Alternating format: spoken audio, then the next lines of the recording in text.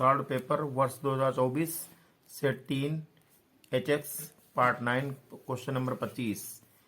एक ठोस शंकु के आकार का है। एक ठोस जो शंकु के आकार का है, जो एक समान आधार त्रिज्या के अर्धगोले पर अध्यारोपित है।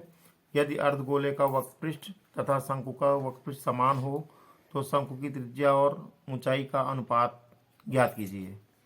हल करेंगे प्रश्न को। तो चित्र इस तरह बनेगा। पहले अर्धगोला एक बनेगा,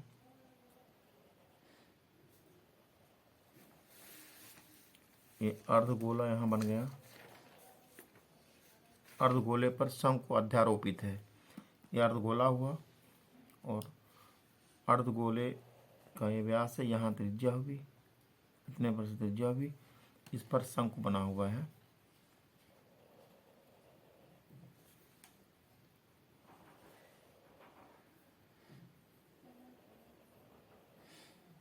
ये शंकु ऐसे अध्यारोपित है इस पर, तो इसके लिए भी इसका आधार यही बनेगा।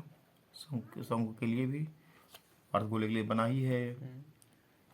तो लिखेंगे शंकु की त्रिज्या, शंकु की त्रिज्या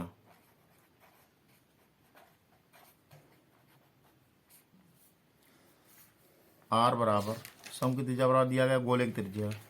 गोले की त्रिज्या लिखा हुआ है, गोले की त्रिज्या, शंकु की त्रिज्या बराबर गोले की त्रिज्या, इसी को हमने R मान लिया।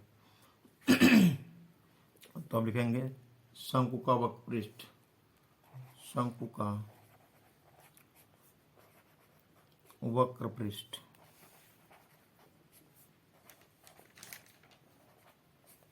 बराबर होता है पाई आर एल,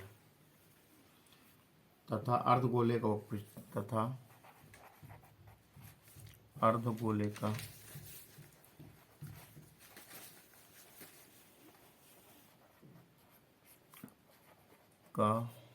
वक्र पृष्ठ बराबर होगा 2 pi R square, 2 pi R square, ये हुआ। तो यहाँ से तो हम एल का मान निकालेंगे। जो ये शंकु है, शंकु में ये तो आर हो गई, ये आर दी गई यहाँ पर, और एच तो एच ही होगी, एच दी गई है।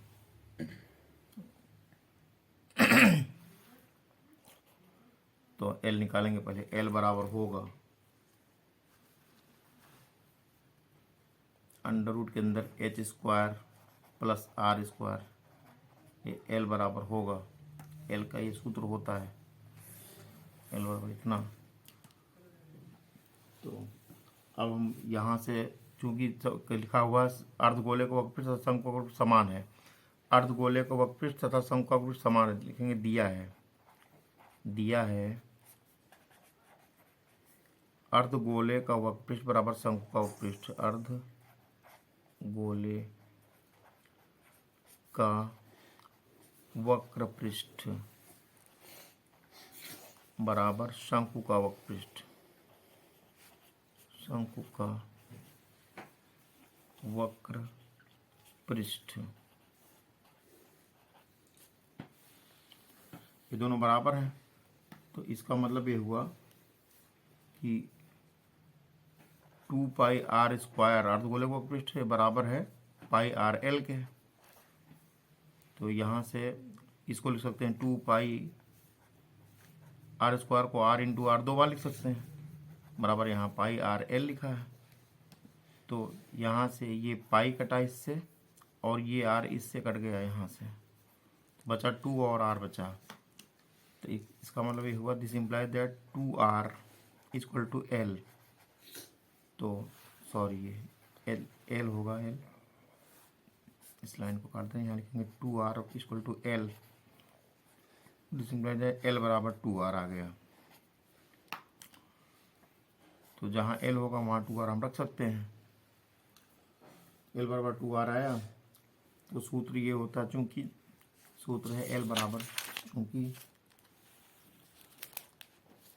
एल बराबर होता है under root h square plus r square. तो यहाँ से दोनों पक्षों को वर्ग करेंगे तो हो जाएगा एल स्क्वायर बराबर h square plus r square होगा। तो यहाँ से एल का मान आया है, एल का मान आया 2r के बराबर समीकरण 1 में। लिखेंगे समीकरण 1 से, समीकरण 1 से एल का मान रखने पर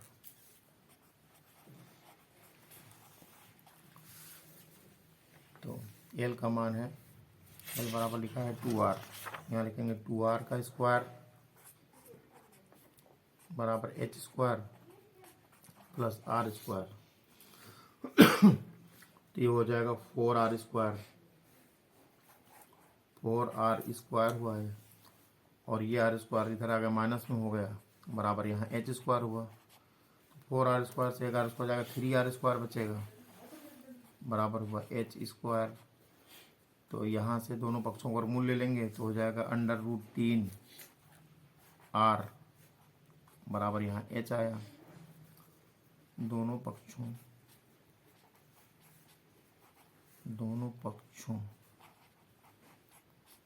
का वर्गमूल लेने पर यहाँ से हो गया कि h, इसका मतलब ये हुआ कि यहाँ से h बराबर आया, दिस इम्प्लाइज दैट h बराबर हुआ अंडर रूट 3r। प्रश्न में कह रहा है कि शंकु की त्रिज्या और ऊंचाई का अनुपात निकालना है। तो यानी कि r बटे h बराबर होगा 1 बटे अंडर रूट 3। तो दिस इम्प्लाइज दैट r अनुपाते h बराबर हुआ 1 अनुपाते अंडर रूट 3। लिखेंगे अतः शंकु की त्रिज्या और ऊंचाई का अनुपात, अतः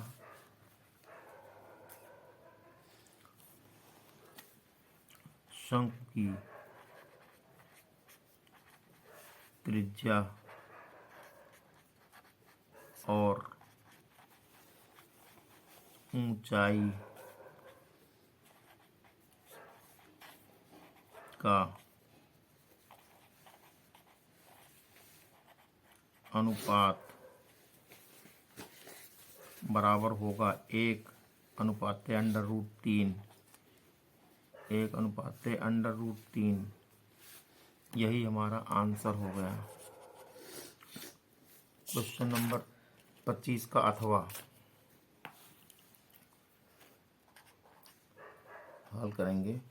लिखा है कि 21 सेमी त्रिज्या वाले वृत्त का चाप, वृत्त की त्रिज्या दी गई है, वृत्त की, चूंकि वृत्त की त्रिज्या को हम अंग्रेजी में r कहेंगे। त्रिज्या r बराबर लिखा है 21 सेमी। एक वृत्त का चाप केंद्र पर 60 अंश का कोण अंतरित करता है, यानी थीटा बराबर 60 अंश लिखा है। यहाँ लिख देंगे हम थीटा बराबर 60 अंश।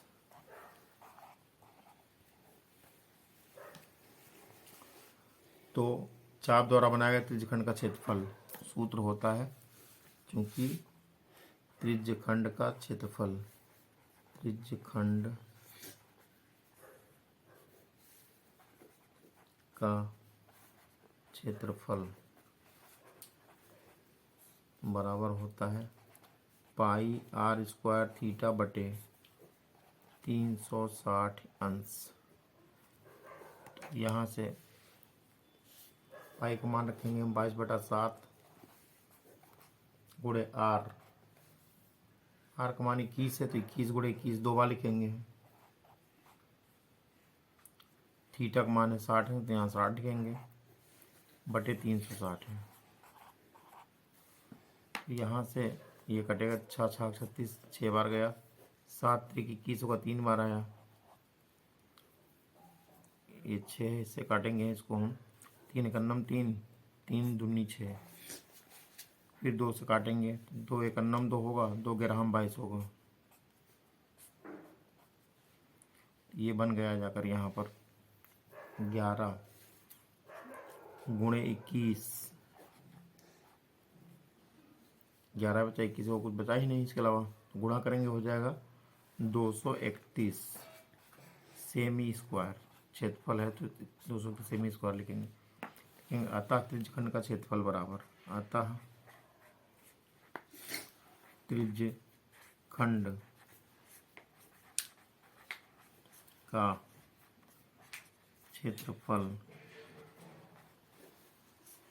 बराबर 231 सेमी स्क्वायर। यही हमारा आंसर हो गया और यहीं से ये वाला सेट समाप्त हुआ, सेट एच समाप्त हो गया।